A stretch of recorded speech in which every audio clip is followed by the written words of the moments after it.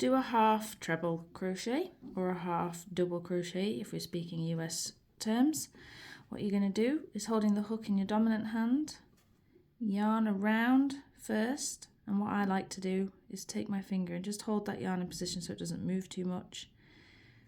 Over the work from front to back, go through the stitch you're working through like so. Yarn around the hook and pull through just the first stitch. So you've got 3 loops on your hook like so.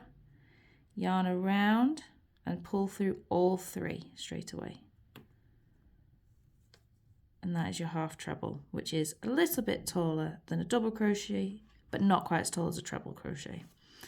So same again, yarn around the hook before you do anything, hold it in place, go through the stitch you're working in, like so, yarn round, pull through just the first stitch, 1, 2, 3 loops on your hook, yarn round and draw through all 3.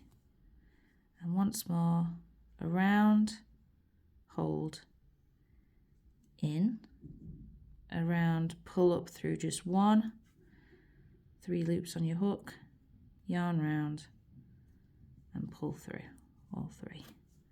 And there you have a half treble crochet stitch.